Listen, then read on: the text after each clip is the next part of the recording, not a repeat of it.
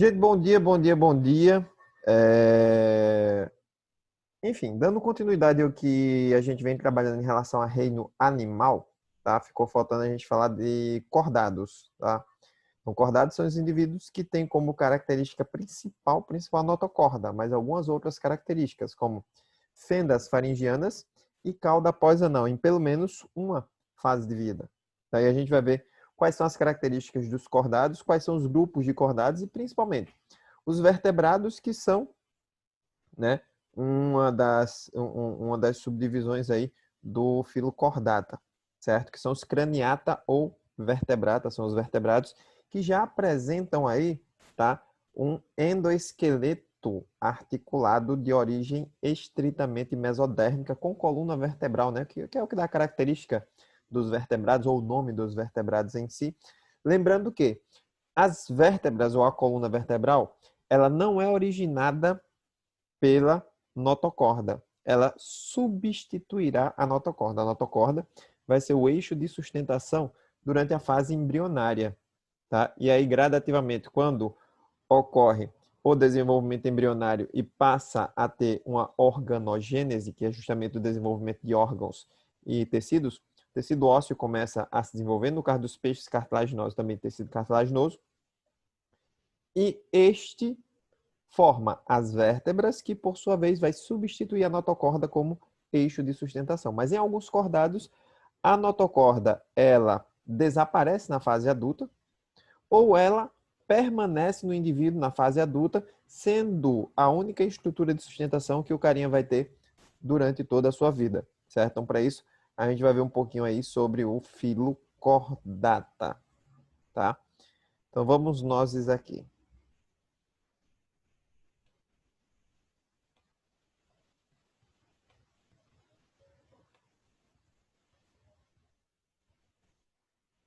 Oxe, por que saiu no lugar errado? Eu chamando vocês aqui, cordados.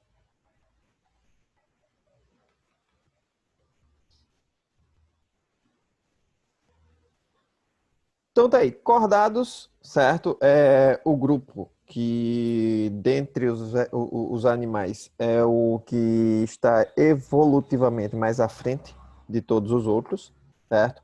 Um pouco mais adiante a gente vai estudar um pouquinho de anatomia e fisiologia animal comparada, e aí vocês vão entender um pouquinho do que eu estou falando, certo?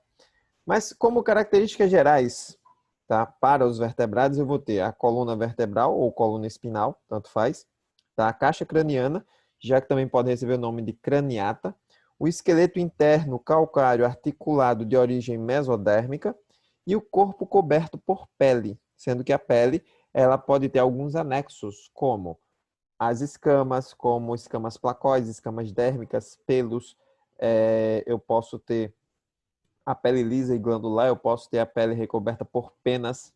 Tá? Então, dependendo do grupo de organismos que eu estiver levando em consideração, eu vou ter uma estrutura ou alguns anexos epidérmicos diferentes. Então, a classificação dos vertebrados, os vertebrados, tá, fazem parte do filo cordata, do filo dos cordados. E aí eu tenho os protocordados. Protocordados são os indivíduos que só vão apresentar notocorda como estrutura de sustentação ao longo de toda a sua vida. E aí os protocordados eles são divididos em dois grupos, tá? O primeiro deles são chamados de urocordata, urocordata, e o outro grupo, tá? Os cefalocordata. Cefa...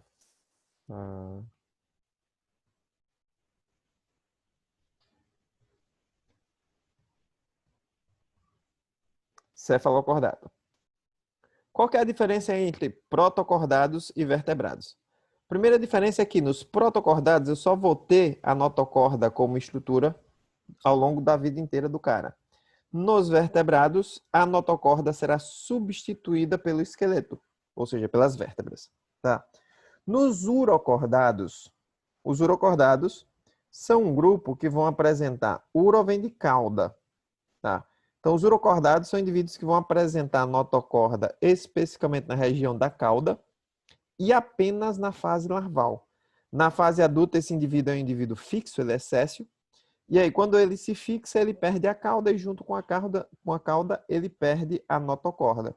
Então, na sua fase adulta, a gente não vai encontrar nenhum vestígio de notocorda ou de estrutura de sustentação nesses animais. Então, os urocordados, por muito tempo, foram classificados junto dos animais invertebrados. Se você pegar um animal adulto, tá, que são as chamadas assídeas ou tunicados, e pegar um animal adulto, a gente vai ver que esse animal, ele apresenta várias características que o assemelham com animais vertebrados, mas não apresentam a principal, que é justamente a questão da notocorda e das vértebras. Então, por muito tempo, foram classificados junto com os animais invertebrados, e hoje não. Hoje já se sabe que, pelo menos em um estágio da vida dele, que é a fase larval, esse indivíduo ele vai apresentar notocorda, sendo assim classificado como um cordado, tá? E os cefalocordados, tá? Céfalo vem de cabeça, cefalocordado, notocorda, que parte da região cefálica, da região da cabeça, e vai até a região caudal. E diga-se de passagem, a notocorda nesses indivíduos permanece até a forma adulta, sendo a única estrutura de sustentação dos cefalocordados. Tá? Lembrando que o termo proto quer dizer primitivo, certo? Então, protocordados são os cordados primitivos. São como o elo de transição, digamos assim, o elo de chegada ao grupo dos vertebrados como um todo, certo? Então, o elo de transição entre invertebrados e vertebrados são os equinodermata, que a gente viu na aula anterior, certo? E esses indivíduos aí, eles são os indivíduos que apresentaram as primeiras características que vieram a evoluir e dar origem ao grupo dos vertebrados, tá? Então, os vertebrados são os indivíduos cuja notocorda será substituída por uma estrutura vertebral.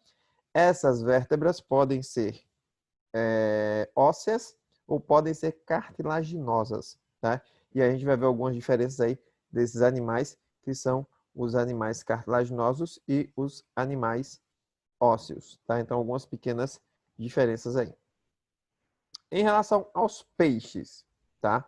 Peixes ainda são indivíduos aquáticos e a gente vai ver que gradativamente os indivíduos eles vão ter uma tendência natural de se libertarem da água para a sua sobrevivência, principalmente para a reprodução, tá? Mas os peixes são animais predominantemente aquáticos. Alguns peixes pulmonados têm a capacidade de viver em áreas alagadizas, não diretamente no ambiente completamente aquático, tá? Porque eles já têm pulmões, mas a maioria dos peixes respiram por brânquias.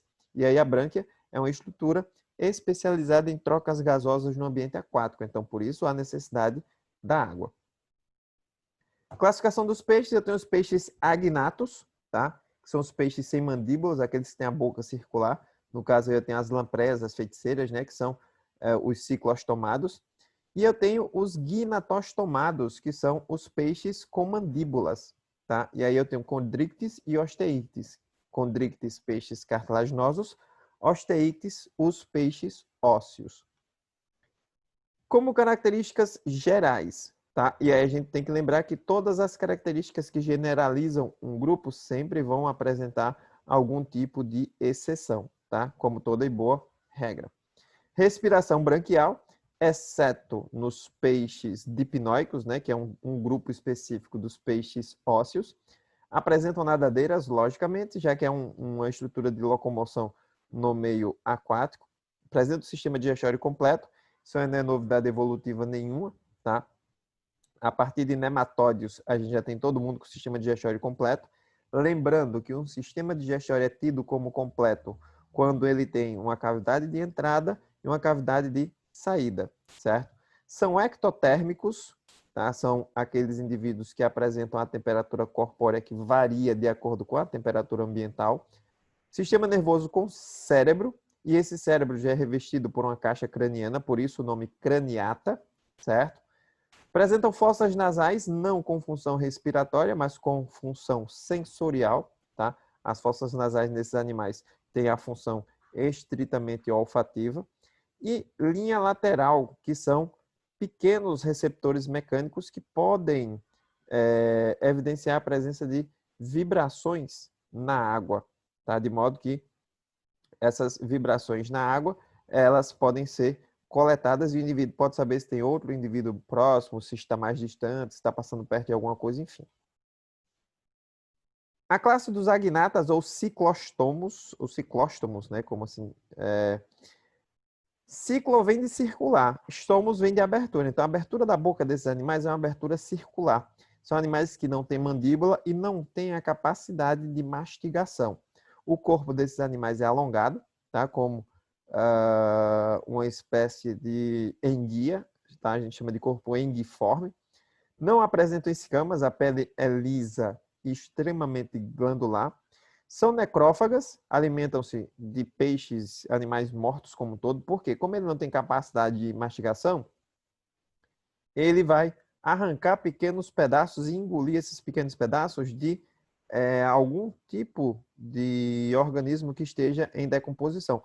Ou algumas espécies se alimentam de pequenos animais dos quais eles podem também engolir completamente sem a necessidade de mastigar, tá? Algumas espécies são parasitas. Esses parasitas, eles vão alimentar-se. Ele está botando de resto de alimentação de outros peixes, mas não. Parasitas são os que se alimentam diretamente dos outros animais. Alguns deles se fixam até nas brânquias de outros peixes, tá? Vivendo ali de forma parasitária. A fecundação ela é externa com fase larval. A fase larval de todos os peixes é chamada de alevino, tá? Apresenta uma nadadeira caudal. Então, esse animal ele vai ter uma propulsão mais para frente, certo? A questão do direcionamento do nado vai se dar por movimento serpentiforme, que é aquele movimento de vai e vem. O exemplo deles são as lampreias e os peixes bruxa, também chamados de feiticeiras, tá? Aí está um exemplo de uma lampreia, a boca circular cheia de dentes, tá? A qual ele pode se fixar em um animal e viver de maneira parasitária. Aqui eu tenho um peixe bruxa, tá? Também chamado de feiticeira. A boca é uma boca membranosa e esse animal ele alimenta-se ou de material em decomposição, de animais mortos em decomposição, ou ele alimenta-se, tá, de pequenos invertebrados, os quais ele pode engolir sem a necessidade de mastigar, certo? Os condrictes ou peixes cartilaginosos, então, como o próprio nome já sugere, o esqueleto desses animais é um esqueleto predominantemente cartilaginoso, certo? E aí, o tipo de cartilagem que a gente vai ter aí é a cartilagem do tipo fibrosa, aquela cartilagem mais densa, mais dura. Corpo recoberto por escamas pequenas, são chamadas de escamas placoides. As escamas dos condrípteis são semelhantes aos dentes, tá? Então, se a gente pegar a estrutura de revestimento do corpo dos condrípteis, a origem é mesodérmica e a estrutura se assemelha com pequenos dentes, com minúsculos dentes. Tá? O esqueleto é formado por cartilagem, como eu havia falado anteriormente. Já tem nadadeiras caudal, dorsal, peitoral e anal. Essas nadadeiras servem para estabilizar, direcionar o nado, certo? A boca ela é ventral, ou seja, ela é voltada para baixo. Tá? Se você lembrar um pouquinho de tubarões, de arraias, a boca fica voltada para baixo. São predadores, com exceção do tubarão-baleia, que é um animal filtrador, alimenta-se de crium. Não tem bexiga natatória. O que é a bexiga natatória? A gente vai ver que a bexiga natatória é uma estrutura típica dos peixes ósseos e ela serve para diminuir a densidade corpórea do animal. Então, o que vai acontecer? Quando o animal ele quer ir para uma região mais profunda, tá? Os que têm bexiga natatória, ele seca a bexiga natatória, fica mais denso que a água e assim afunda e vai para essa região mais profunda sem a necessidade da ação muscular, sem a necessidade do nado. Isso faz com que eles economizem energia, tá? Da mesma maneira, se ele quiser ir para uma região mais superficial, o que é que ele vai fazer? Vai começar a acumular gases no interior dessa bexiga natatória.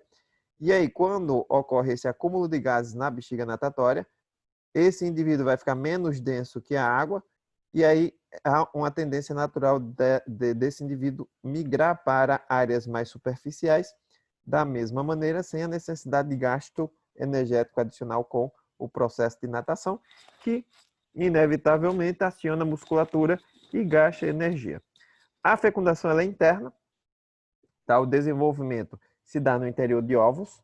A maioria é ovípara, a maioria põe ovos, mas existem as chamadas ovovivíparas, que são aquelas que produzem o ovo, mas o ovo ele fica retido dentro de uma bolsa gestacional no interior da fêmea.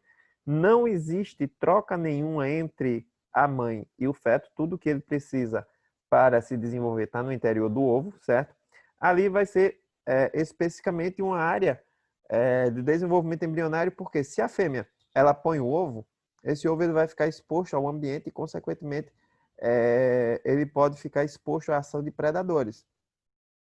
Caso esse ovo fique retido no interior dessa bolsa, aonde a fêmea for, os ovinhos vão estar com ela, ou seja, a fêmea vai estar constantemente protegendo a sua prole. Tanto que isso também pode possibilitar o que nós chamamos de canibalismo intrauterino, que é justamente a fêmea produz 4, 5, 6 ovos que são fecundados, mas apenas 2 filhotes nascem. O que acontece com os outros? São comidos. Por quem? Pelos seus irmãos. Então, os 2 ou 1 ou 2 primeiros que nascem, eles começam a comer os outros. Para quê, professor? Para ganhar massa muscular, para ficar um pouquinho maior e quando nascer, já ser mais ágil e ter maior possibilidade de sobrevivência. Isso aí é seleção natural pura, tá? Então, os indivíduos mais aptos sobrevivem e deixam descendentes. Então, esse processo aí que acontece é chamado de canibalismo intrauterino, tá? Os exemplos são bem simples, bem comuns, aí, bem conhecidos nossos, as arraias, os tubarões, né, o cação, as quimeras. Então aí, tá? Alguns exemplos, né? Aqui em cima a gente pode ver as arraias. Aqui o tubarão pode ver que a boca sempre é voltada para baixo, certo? Ó, a boca da arraia vai ficar aqui embaixo também. Aqui é o tubarão-baleia, o maior tubarão que existe, mas também é o mais inofensivo pelo fato de ser um indivíduo que se alimenta de críon, tá? Ele é um indivíduo filtrador. Osteíctes, tá? Osteo vem de ósseo, então peixes ósseo, tá? O grupo mais abundante e diversificado de peixes. O esqueleto é formado por ossos, como o próprio nome já sugere. Sim, as brânquias, tá? No caso dos peixes cartilaginosos, elas vão ser revestidas por uma estrutura epidérmica e vão ter pequenas aberturas aqui chamadas de fendas branquiais ou aberturas branquiais, tá? No caso do osteícte, eu vou ter um opérculo, que é como se fosse uma capinha óssea que protege as brânquias, tá? Já que são órgãos extremamente sensíveis. Alguns têm pulmões, como eu disse para vocês, os peixes dipnoicos, também chamados de peixes pulmonados, como no caso da piramboia, por exemplo. A pele tem escamas, só que são escamas dérmicas, não são mais escamas placoides, são escamas dérmicas semelhantes, por exemplo, ao nosso pelo, semelhante às penas das aves, tá? Presença de linha lateral, isso é típico dos peixes, tá? Uma estrutura sensorial. Bexiga natatória, aqui eles têm. Nos condríctes, eles não têm. Professor, quer dizer que os condríctes eles sempre vão ser mais pesados que a água? Sim e não. Sim, porque se um condrícte parar de nadar, ele vai afundar, certo? E não porque no fígado desses animais, tá? No caso dos condríctes, dos peixes cartilaginosos, existe o acúmulo de óleo, o acúmulo de gordura.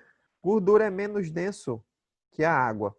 E aí a gordura sendo menos densa que a água, vai fazer com que o animal fique ligeiramente mais leve, mas não tão leve a ponto de flutuar, certo? Tanto que se um peixe cartilaginoso ele para de nadar, ele afunda, certo? Ele simplesmente vai afundar. Presença de linha lateral, já falei, bexiga natatória, estrutura que vai fazer com que o indivíduo ele possa migrar na coluna d'água, certo? Para áreas mais profundas ou mais superficiais, sem a necessidade de gasto energético adicional, tá? E as nadadeiras, caudal, vai ter a ventral, vai ter a peitoral, caudal, dorsal, vai ter a anal, a pélvica, que são nadadeiras que tanto ajudam na locomoção quanto no direcionamento, tá? Do nado. Fecundação geralmente externa, ou seja, ocorre a liberação de gametas diretamente na água, tá? Essas larvas, como eu disse a vocês anteriormente, também recebem o nome de alevinos, tá? Então, a larva de um peixe recebe o nome de alevino. O corpo é fusiforme ou um corpo com formato hidrodinâmico. O que é isso? É um corpo que está morfologicamente, ou seja, anatomicamente, apto à locomoção no ambiente aquático. Então, ele tem um corpo com formato hidrodinâmico. É um corpo alongado, com as extremidades afiladas, o que facilita a sua natação. Algumas espécies de peixes ósseos apresentam a piracema. A gente pode dar um exemplo bem clássico, é os salmões, né? Então, os salmões, eles até têm um hábito de vida duplo, então parte da sua vida eles vivem no ambiente aquático marinho, parte da sua vida no ambiente aquático de água doce. Tá? Reprodução e eclosão, e o primeiro estágio de vida, que é o estágio larval, se dá no ambiente de água doce, e o indivíduo, quando atinge uma certa maturidade, vai para o ambiente de água salgada para poder se alimentar, ganhar massa corpórea, amadurecer e voltar para reproduzir exatamente no mesmo lugar onde ele nasceu, tá?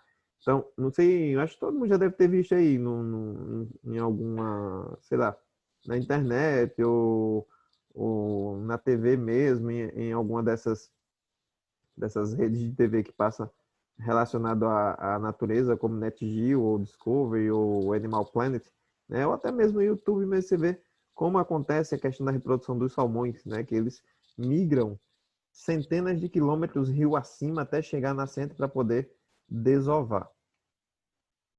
Aí alguns exemplos, né, de peixes ósseos. Aqui o cavalo marinho.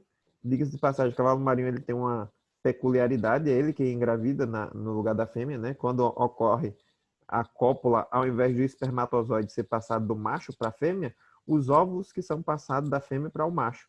E aí dentro dessa bolsa, o macho ele libera os espermatozoides que vão fecundar os óvulos e ele carrega os óvulos consigo, os ovos agora, né, fecundados, até a fase adulta, certo? Aqui o pirarucu, né, notinha de 100.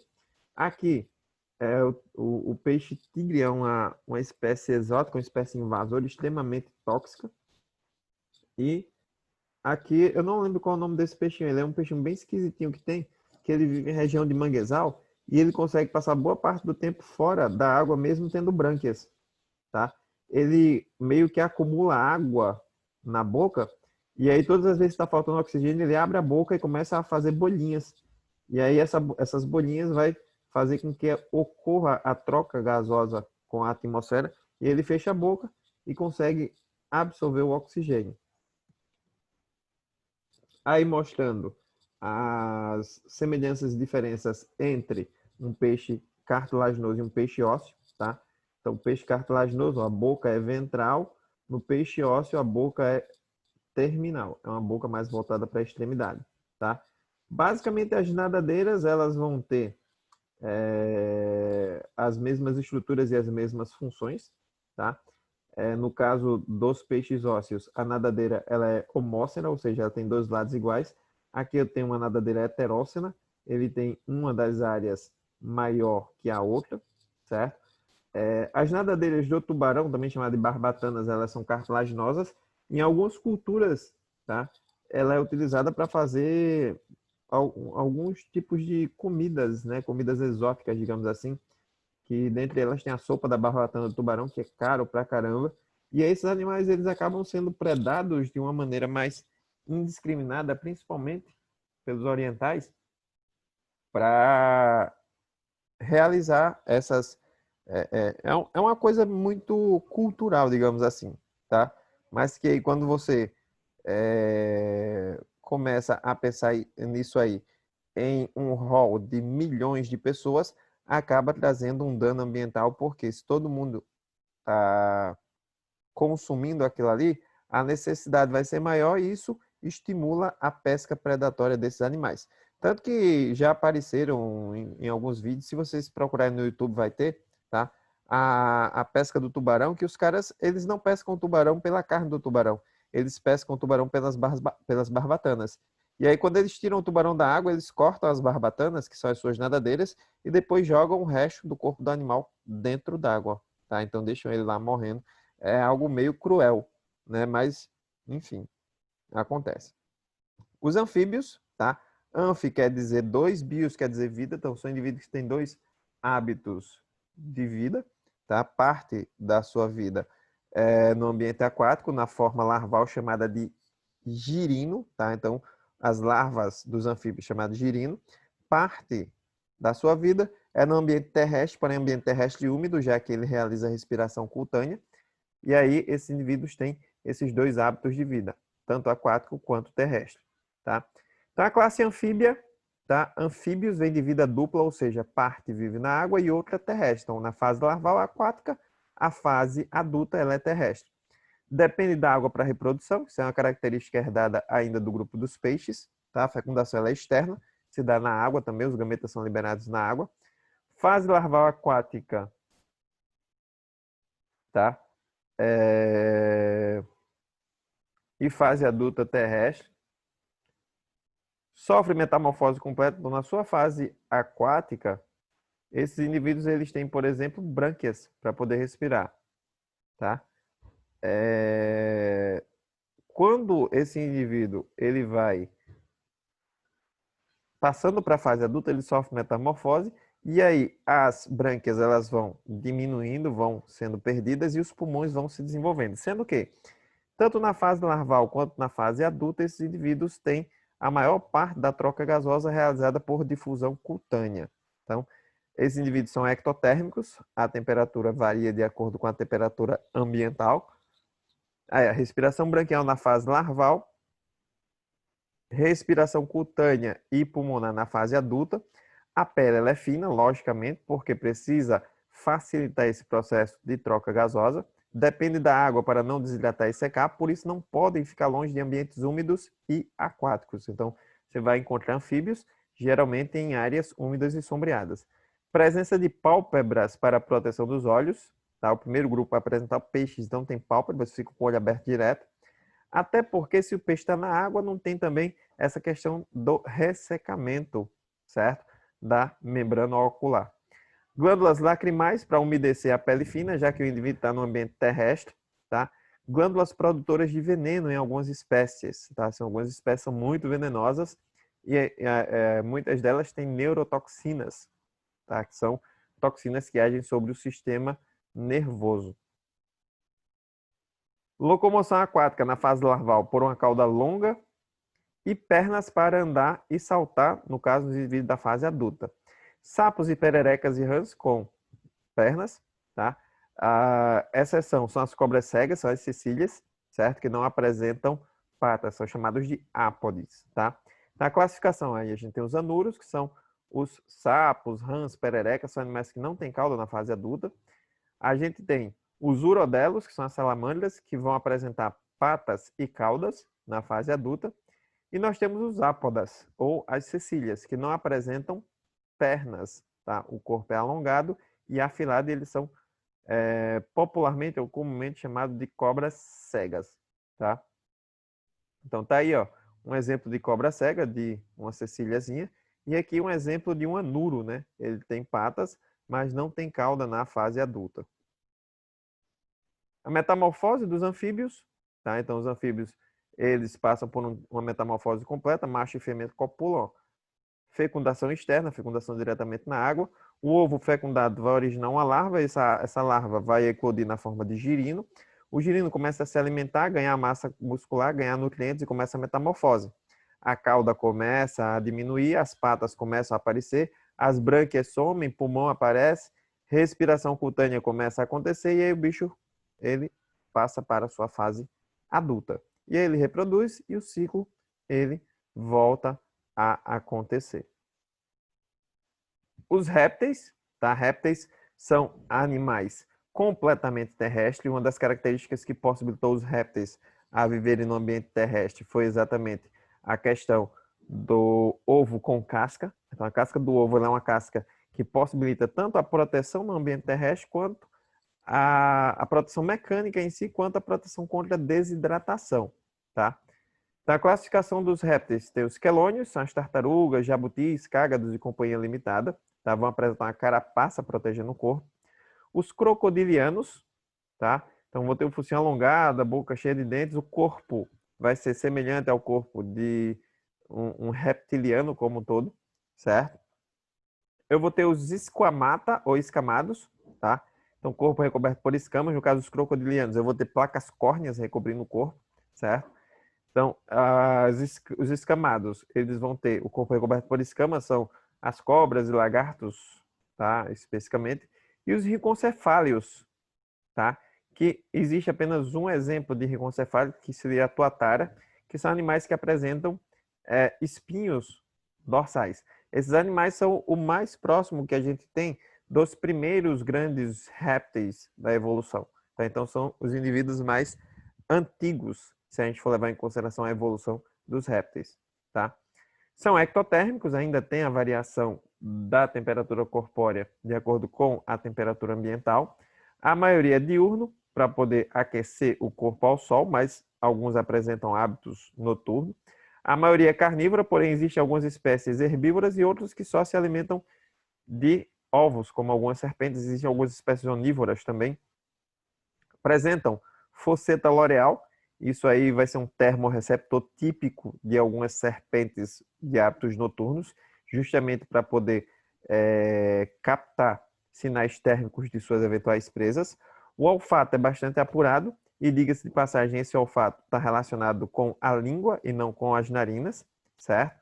Então, é um dos sentidos mais bem desenvolvidos nesses animais aí. Tem pele grossa impermeável, formado por quitina, para evitar a desidratação. Então, as escamas são quitinosas, tá? Sejam as escamas dérmicas, sejam as escamas placoides, sejam as placas córneas, sejam as placas que recobrem os animais, certo? Como as tartarugas. Em relação à locomoção, cobras rastejam, movimento ondulatório, que a gente chama de movimento serpentiforme, daí vem o nome dos animais réptil, que significa reptília, que se você for traduzir, significa rastejar. E os aquáticos, como tartarugas, têm adaptações em seus membros, tá? Então, no caso, as tartarugas vão apresentar nadadeiras, então, tanto que elas se locomovem muito bem no ambiente aquático, mas no ambiente terrestre, ela tem essa locomoção um tanto quanto mais prejudicada, digamos assim. Respiração é pulmonar, certo? Alguns têm a capacidade de ficar muito tempo sem respirar, porque eles otimizam ao máximo aí essa questão da utilização do oxigênio. As tartarugas, os crocodilos, né, jacarés e companhia limitada, que são animais de emboscada, eles ficam embaixo d'água, ficam esperando a presa se aproximar para poder dar aquele bote, certo? Então, para isso, ele precisa passar um bom período de tempo sem precisar respirar. Fecundação é interna, com cópula. Botam ovos de casca dura e com grande reserva nutritiva. No caso dos répteis, como eles têm a temperatura corpórea que varia de acordo com a temperatura ambiental, eles precisam de um ambiente quente para poder seus ovos eles virem a ser chocados. E aí, um dos principais meios que eles conseguem é por meio da energia geotérmica, tá? O calor que é acumulado no solo. E eles cavam buracos e nesses buraquinhos eles põem seus ovos. Caso bem clássico aí da tartaruga, né? Que vai lá, sai de dentro da água, vai na bancada de areia, cava um buraco e põe seus ovinhos lá. Alguns são ovíparos, ou seja, as fêmeas botam ovos, exemplo, tartaruga, jacaré, serpentes. Algumas serpentes e lagartos são vivíparos, ou seja, eles põem os ovos, mas guardam dentro de uma bolsa, tá? E levam esses ovos consigo até a sua eclosão, até o nascimento, tá? Em relação à prevenção de acidentes com répteis, basicamente é você não conhecer o animal, não vai mexer, certo? A maior parte dos acidentes acontece quando você vai tentar matar o animal. E aí esse animal só tem como se defender fazendo o quê? Atacando, certo? E aí se você tiver algum tipo de acidente com uma serpente que seja potencialmente venenosa, você vai ter que tomar um soro, que é especificamente os anticorpos que vão neutralizar a ação daquela toxina, certo? Em relação aos animais vertebrados, tá? Fica faltando um único grupo aí, certo? Os animais vertebrados, que é o grupo dos mamíferos, tá? E aí a gente vai falar sobre os mamíferos na nossa próxima aula. Lembrando que na sexta-feira vai ser a nossa próxima aula, que essa é a aula da sexta passada, que o professor Cristóvão ministrou no meu lugar. E na sexta-feira nós teremos aula normalmente no nosso horário, ok? Já está aberto lá para vocês no AVA a atividade relacionada aos capítulos trabalhados, tá? Fiquem de olho lá.